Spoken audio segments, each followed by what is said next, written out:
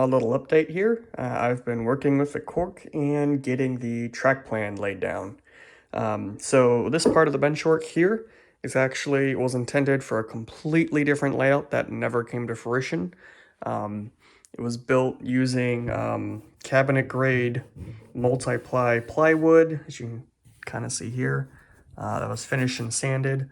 It was ripped down, and then the parts where I didn't have plywood, I just filled it in with some foam.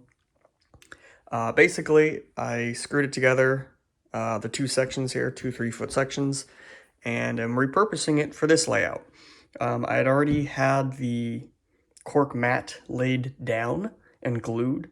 So what I did is once I had my plan down, I taped down the plan a bit, and then I just cut out where the street will go. And then continuing on with the paper template theme, I have been laying down the center line for the main line. How I'm going about that is essentially, I tape down the paper template. I use my X-Acto blade to cut down the center line as you see here, and then I'll remove one piece and then use a Sharpie and trace along the paper to get the center line. I'm also doing the siding adjacent to the main line to help make sure things are parallel, and kind of using the same method of cutting down the center line, removing one piece, and then using a Sharpie. So I have that technique done all the way down to over there and all the way down over to this switch. And as we can also see, I did pick up some, actually I had and picked up some more micro engineering track, code 83 and code 70. The code 80, of course, will be, or the code 83 will be for the main line, and then the 70 for the back pieces here. All they had was the weathered stuff, so I'll work with it. Unfortunately, ME track is very hard to find, but I think I should have most of what I need for this layout. At least I hope I do. But anyway, that's the update here so far. Thanks for watching. All right, layout update 2, part 2. It is a week or two later since that previous segment, and I, of course, have been working on the layout at my leisure, mostly hand building my switches, as you can kind of see evidence of right in front of you. So I got two Fast Tracks template jigs, the number 6 straight and the 36-24 right curved jig. I got myself a bunch of quick sticks, PC ties, and a bunch of other stuff. Here are the first two switches that I made. I don't think I'll end up using them, but it's a possibility. Like they say, the first two aren't the greatest, and the third just might end up on the layout, and that's kind of what ended up with me. I built the two number 6s in code 83 first, and then I built these two switches as the third and fourth, and they are now on the layout.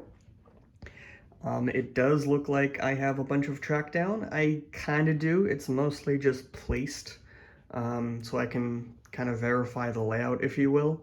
I do have that switch spiked down a little bit, and I have, as part of the, keeping motivation and not rushing, right, I did do this section here first, and again, it's just laying there, and I can, when I want to run a train, I use the advanced technology of just pushing it back and forth with my hand. This was much more recent here, the back track, but as you can see, I mean, trains are all over the switches. They still need some tuning, and I'm getting a shipment in today from Fast Tracks to get some of their files, to make sure all the point rails and all that properly line up. But yeah, I'm really enjoying building the switches using the jigs. I only bought the two number 6s, but I do need two number 8 switches. One number 8 curved over here, which is on the main line. I'm probably just going to build this one in place. I don't have a jig for it, but I still have all the point filing tools and all that. So I'll probably build that one here. And then on the other side, everything will converge into a number 8 standard switch on this side. So yeah, my plan is, as you can see, just kind of laying out the track a bit here.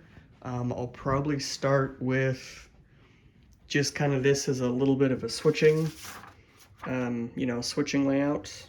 Well, it is a switching layout, but start out with just this piece, and that way I don't need to like try and rush the bench work over here or rush the bench work over there.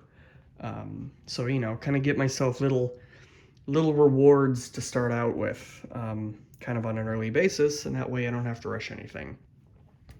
As you can also see, I marked down the rest of the front 2 tracks. So this will be the siding, and then this will be the station track. And then I did also centerline essentially where the track needed to connect, and then some of this. So yeah, I'm enjoying myself, and look forward to updating you with more.